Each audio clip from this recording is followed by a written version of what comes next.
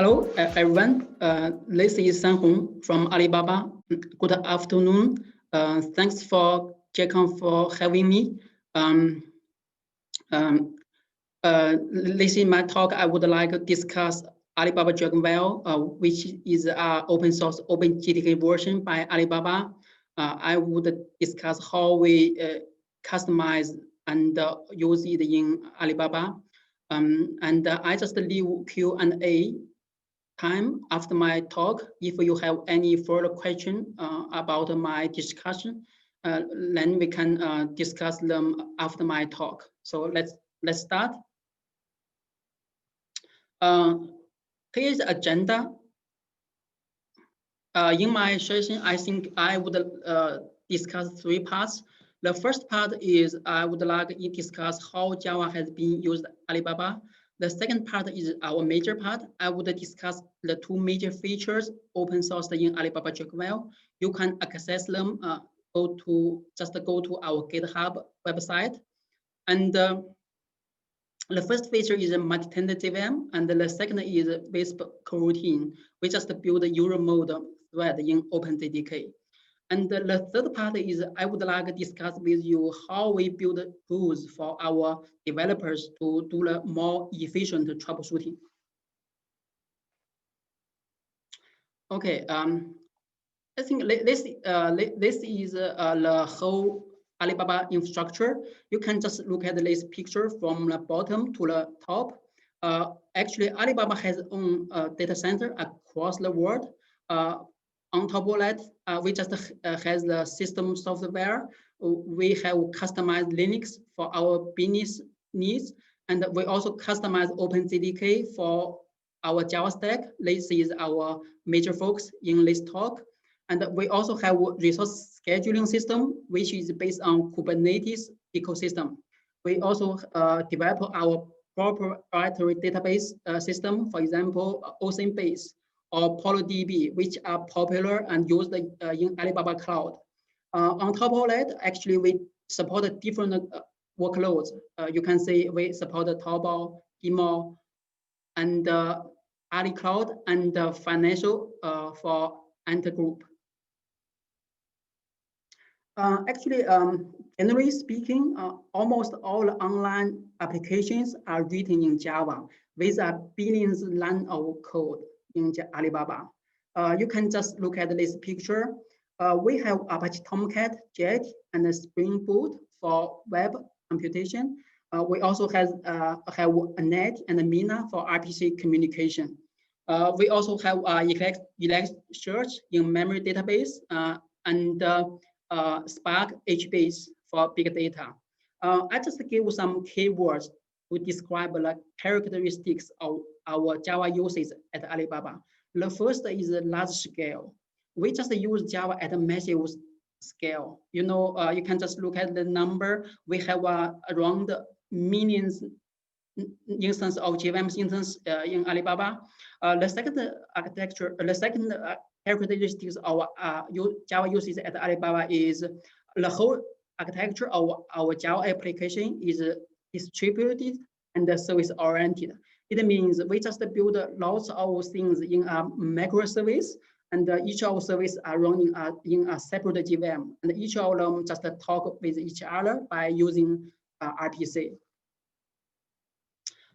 Before going to the details, let's go through and give you an introduction about what's the relationship for OpenJDK, AJDK, and Drogonwell. Actually, AJDK is our internal customized OpenJDK. We just start investment and development on OpenJDK in Alibaba just 10 years ago. Internally, we just call AJDK.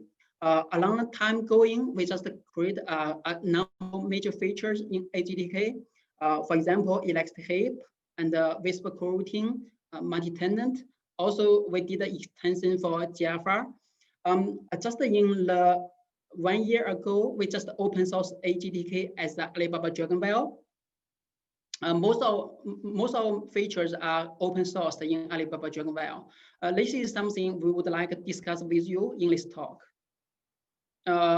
In the long-term plan, actually, we are planning to ship all of our features developed in AJDK to Alibaba Dragonwell open source.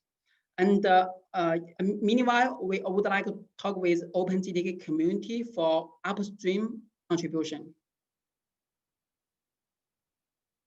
And let me give you an introduction about Alibaba Dragonwell. What's the meaning of Dragonwell? Actually, the Chinese translation of Dragonwell is Longjing, which is a symbol of Chinese tea culture, which happens to be a characteristics of Hangzhou, where the Alibaba headquarters is located. Actually, we open source Alibaba Dragonwell in last year. We just open source 2 versions to LTS version. The first is Java 8, and the second is Java 11. And we have a quarterly release cycle for both versions. And so far, the Alibaba Dragonwell JDK has been as a default distribution in Alibaba Cloud.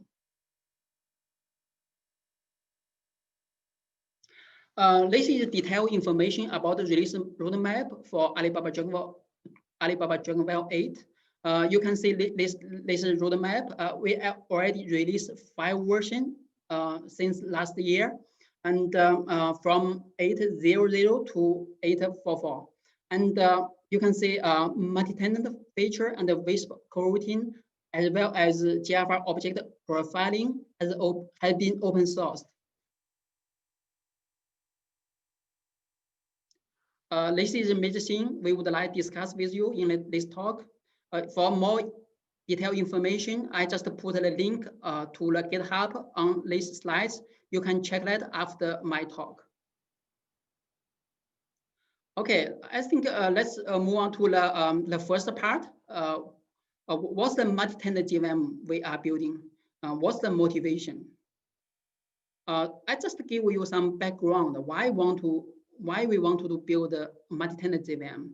As I think most of you are familiar with the traditional Java EE containers. For example, Apache Tomcat. Apache Tomcat just supports deploying multiple web applications into the same container.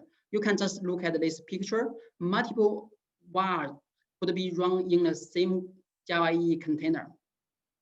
But in the real case, actually, we just deploy one app in the Java EE container. That's single tenant deployment. What's the real reason? I think the real reason is the traditional Java stack does not support the solid resource consumption control. The problem is if you deploy multiple VAR into the same container, how to control the impact? For example, for CPU, for memory, how to control the impact without the impact on each other? I think this is the question we want to resolve. I just gave you the high-level architecture about our multi-tenant JVM. The first key point is you can run multiple Java modules into the same JVM box, and each Java module could be mapped as a single thread or a group of threads. And we just create a tenant container for each of Java module. Actually, we just in multi-tenant JVM, we just manage the resource, including memory, CPU, IO in tenant base. It means all the resource consumption in tenant, we just are accounted for tenant. This is some introduction about Tenant Container API. It's straightforward to understand. The first key class is a keystring class. You can use keystring class to specify how much resource, for example, CPU and memory, could be used for tenant. The second class is tenant container. It represents the resource container for tenant in runtime. You can just look at this code example. In step 1, you just create constraints by specifying the CPU percentage. And then in step 2, you can just create tenant container based on this constraint. Let's done. Let's talk about the relationship between thread and tenant. There are two key operations. The first is attach. The second is detach. So when the thread calling on the run method of the tenant container, the thread will be attached to the list tenant automatically. So that after that, all the resources consumed by this thread, including CPU, memory, will be counted by this tenant. And after that, when the current thread leaving from the run method, the thread will be detached from the tenant. So that if you want to use tenant container API, I think you need to call tenant container run method to do the resource consumption control. Let's talk about the details about how we do the CPU throttling for tenant. Actually, the mechanisms is relying on the C group. I think most of you are familiar with C group, which is widely used in Docker. And the three key points in C group. The first key point is you can use C group to partition all the threads into the different groups. Then you can organize the groups in hierarchies. After that, you just associate the group with a different resource quota. Let's go back to the development context. You have a Java running thread in the runtime, in the OpenJDK, in a hotspot, actually in underlying, there exactly one-to-one mapping between the Java thread and the native Linux P thread. And then all the native P threads would be managed by the same container, tenant container. And finally, we just dedicate the CPU management for this tenant to the C group. This is our three key steps. I just give an example. As you know, you have known in the underlying of C group, the C group has been represented by directory. The C group directory just contains a set of files. These files could be read or written to, just reflecting the resource limits. You can just look at this example I just gave you.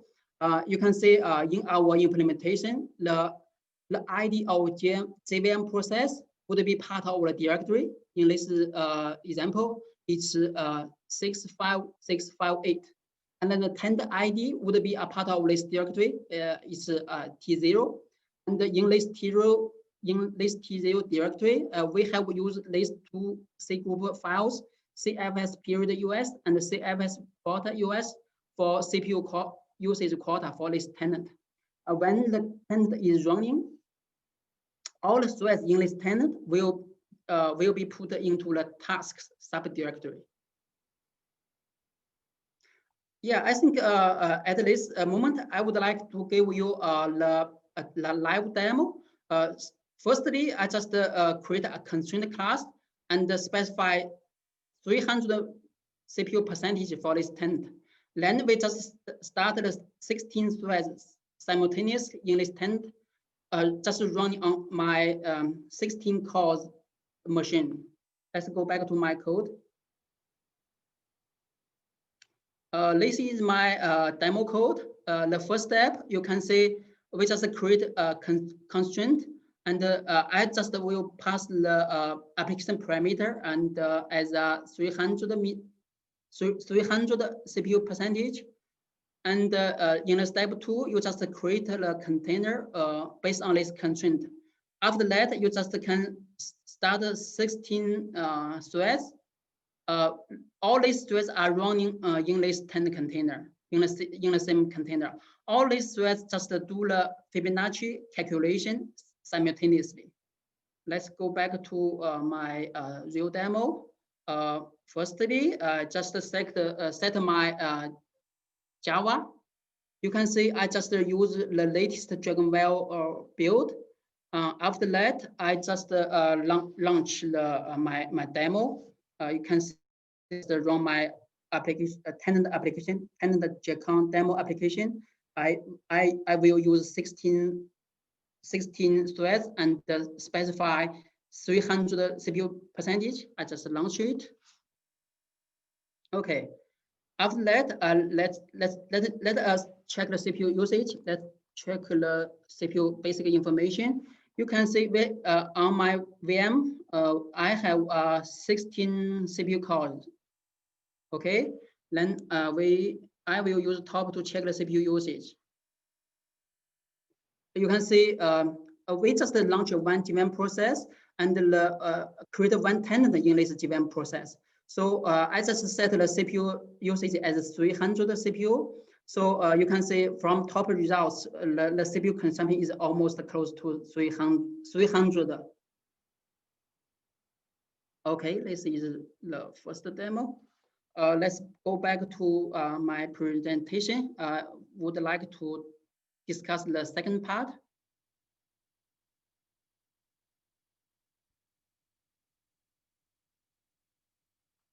Coroutine, how we build a user mode thread in Java. Just give you motivation and background. As you have known, asynchronous I/O API were introduced by JSR 203. Based on asynchronous I/O strategy, I think you can use proactive pattern to efficiently dispatch requests to your application specific handler. I just give you an example, a typical example, code example here. You can say in this completion handler, you can use this handler to process the results of asynchronous accept operation. In this complete method, you also can initiate a new asynchronous operation request proactively on this connected socket. This is a typical proactive pattern. The advantage is above this. I think the first thing is the scalability of your applications. The scalability of your application should be improved greatly. The second advantage is you can maximize your application throughput by avoiding unnecessary context switch. Again, in another side, we also saw some disadvantage in asynchronous programming. The first thing is it's hard to program due to the separation in time and space between operation, invocation, and completion. And the code is also hard to understand. This is the first thing. The second thing is the application written in proactive pattern is hard to debug and test because of the inward flow of control. You know, for example, you need to jump between the proactive framework structure and the method callback. That's a problem. The second thing, the third thing is you need to deal with the RPC call in the existing application. For example, in this case, even you use a synchronous complete operation, but you also need to call RPC in synchronous way in an existing third-party library. That's a problem. In this case, in most of the cases, you will lose performance of asynchronous. That's why we kick off Wisp object internally at Alibaba just in 2016. The goal of object is just allow Java developers to write code in synchronous style, but you can get the performance of asynchronous. That's our goal. This is a high-level architecture for Wisp implementation. The first thing is we just add coroutine primitive support in Drogonwell. This work is based on GKO patch. I would discuss later. The second thing is we just implement user mode scheduler, which takes over scheduling coroutines. All the solution is transparent to the Java developers. Requires zero code change to your application. This is a high-level architecture for Wisp. You can just look at this picture. This is a normal Java application. You have a normal Java thread. As I have mentioned, each of Java thread has been mapped as a native P thread in Linux. You can just use a simple JVM parameter, use Wisp2 to enable Wisp in Drogonwell. After that, you can see, look at this picture in underlying. Actually, all the threads will be replaced as a user mode thread. We call it Wisp task. After that, we just use Wisp engine and together with Wisp scheduler to schedule all the user mode thread Wisp task on the real pthread worker threads. In this picture, you can see we just use 2 real worker threads for running all the jobs. Let's use coroutine. And the challenging part is we just add coroutine yielding coroutine scheduling logic in almost blocking places in JDK. The first thing is our coroutine scheduling just supports Java primitive lock synchronize. The second thing is we just support JOC lock, for example, feature or JOC lock. And the last thing is a major thing. We just support the Java network I/O. I just will give you an example in later. Yeah, this is I think this is a very normal application. You have written before. There are 3 key steps. The first step is you just create a normal thread pool, right? And the second step is you just create a runnable. In this runnable, you just create a server socket and to accept new socket. After the socket has been accepted, you just read data from this socket. This is the second runnable. The third runnable is you just create a socket to connect the above server, and then if the connection is established, you just write data into the connected socket. It's a normal Java application. Let's look at what will happen if we run it with Wisp enabled. Yeah, I think the key thing is we need to generate coroutine yield events at possibly blocking points. We just look at this example. What are these blocking points? So the first thing is the accept might be blocked because the stream is not ready, right? So the second blocking point is maybe socket read. The third is socket connect. The last is socket write. So if we run this application with Wisp mode enabled, you can I just take the you can just look at this picture. I just take the thread dump after running this application. Instead of using 2 threads in our Wisp mode, we just using 2 coroutines in the same thread. This is the first coroutine. We just use this coroutine for server socket accept and read. Then we just use the second coroutine for socket connect and socket write. We have the underlying scheduler to do the logical transfer between these 2 coroutines in the same thread. Okay, let's talk about the details implementation. The first is the coroutine primitive support. I have mentioned, our implementation is based on MLVM project, OpenJDK project. You can, if you are interested in it, you can follow this link to look at it. And some highlights for this implementation. The first is we just, the separate stack is allocated per coroutine. You just look at this picture. We have a normal Java thread, and the Java thread maintains a coroutine list for this Java thread. Each coroutine has its own stack. This implementation also supports the symmetric coroutine. It means you can use yield API. You can use yield API to transfer, do the transfer to another coroutine. Okay, how we build the user mode scheduler for coroutine? Actually, we are relying on a selector. Actually, you can register multiple channels sockets on the same selector object, and then the selector can tell you which of them would be available just by monitoring these IO events. This IO events has been listed as a selection key, including accept, connect, read, and write. So the key thing is we just use select mechanisms for coding scheduling for blocked IO. I just give you an example.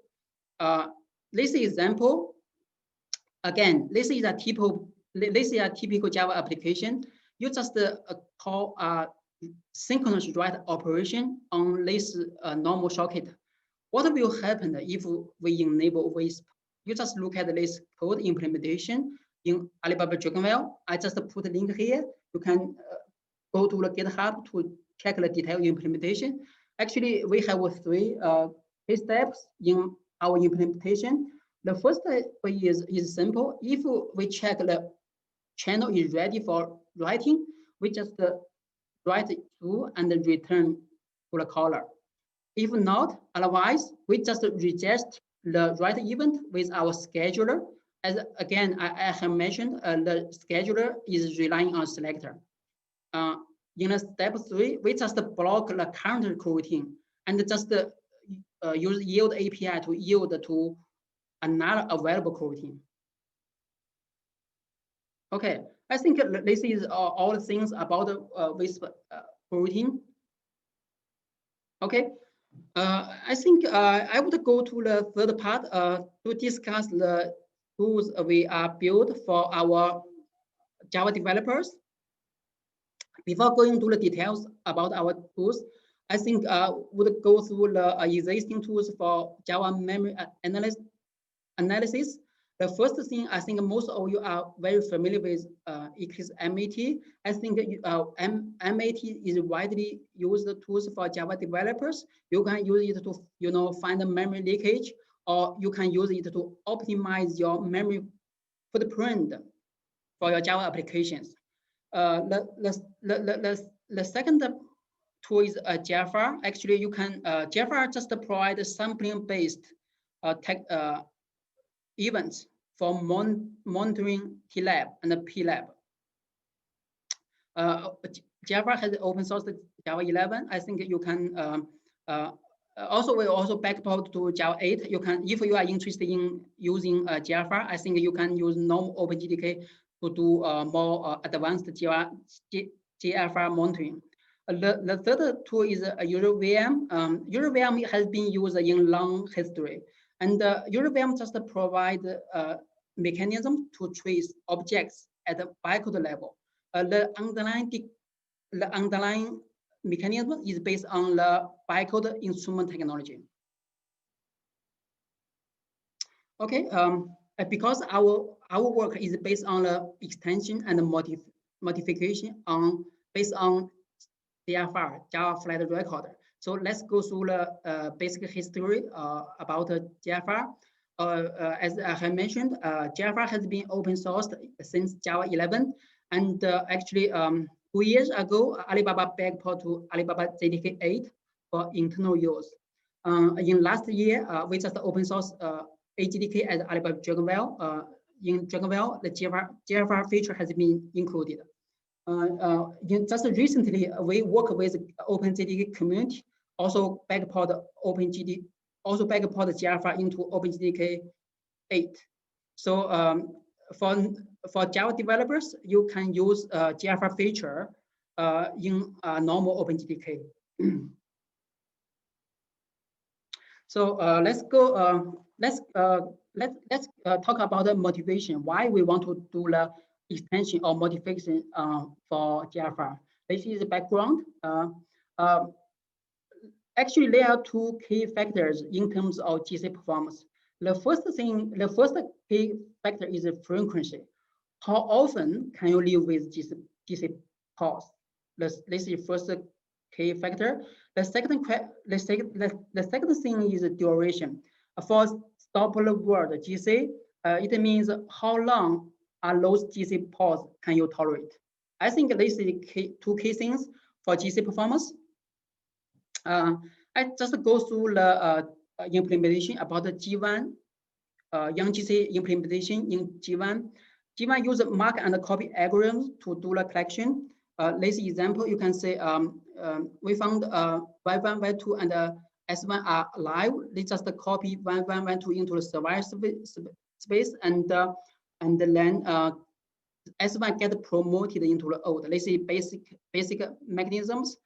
Based on that, we can get the two rule number. The number one, actually function of YoungGC is dominated by allocation object rate. The number two is the post time of YoungGC is dominated by size of live objects, not that. This is the snapshot I just captured from our monitoring system in Alibaba production. The first is CPU, the second is YoungGC count per 10 minutes. I just did a simple comparison. You can see a long time ago, CPU usage is very stable, but the YoungGC count is not stable, is turbulent. We saw some GC spikes. The problem is what allocated the most objects? Actually, we can detect this information from the GC log. That's the problem. That's the motivation why we want to extend the JFR and to use JFR events to tell our Java developers who or what allocated the most objects during in runtime. This is usage. How to use our feature. We just provide two options for our JFR options. The first is sample object allocation. If true, the feature will be enabled. You can set the interval for sampling. For example, if you set the interval as 10, then we will take allocation sampling at the first allocation, the 11 allocation, the 21, and the 31, and so on. This is the metadata XML file which used by JFR. Metadata XML file is the place where JFR events were declared. You can see we just add two events of opto instant object allocation and the opto array object allocation. What's the opto? It is a terminology used in hotspot. It means we only generate allocation sampling event in C2 compiler.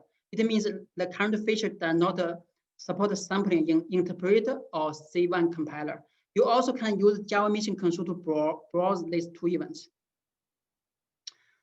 Yes, for our feature, actually we have some sample biased issue. Just to give you an example, if you set interval as a 1, then we will take allocation sample at the first time, the third, and then the fifth. Just giving this application, this because the array allocation happened at an even number of times. So this allocation will be missed in our implementation. So that's a problem. So in the future, we maybe want to create new algorithms to generate more random samples for our JFR sampling. Okay, I think go to the second demo, and I will run the second demo for our JFR object profiling feature. The first step is just run the server. And the server will make object allocation when receiving request. The second, we just use GCMD to enable JFR event tracking. And then we just launch client to send request to server. First step, the last step, we just use Java Mission Control to analyze the JFR events. Let's go back to the demo. I just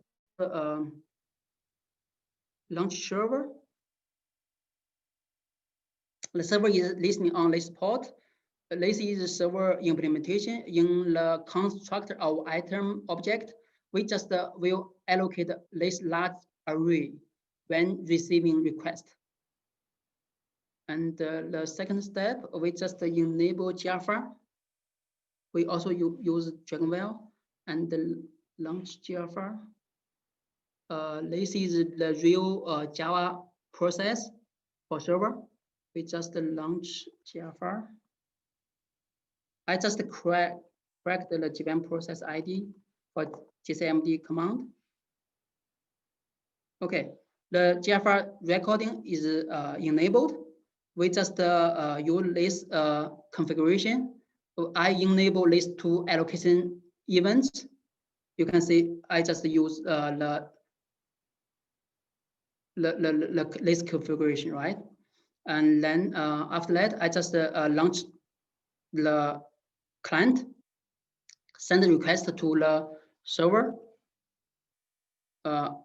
After receiving requests, the server will consume memory by allocating objects. Yeah, just consume much more memory. When it's done, I just, yeah, it's done. I just stop the JFR. Again, I just need to correct the given process ID to the server to launch the server. Sorry. This one.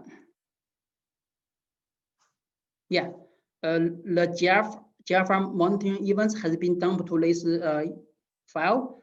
I just open the Java mission control to analyze the results.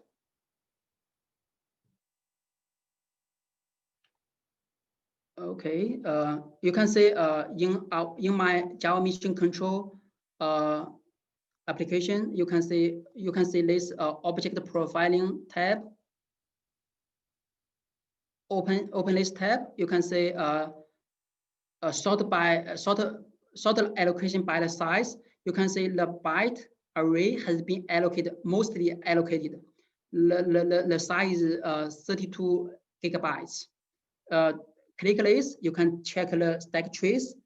Yes, the stack trace actually happened in the construct of item, exactly match with my code. Yeah, this allocation really happened in the construct of item. So that by using these events, you can trace what allocated the most objects.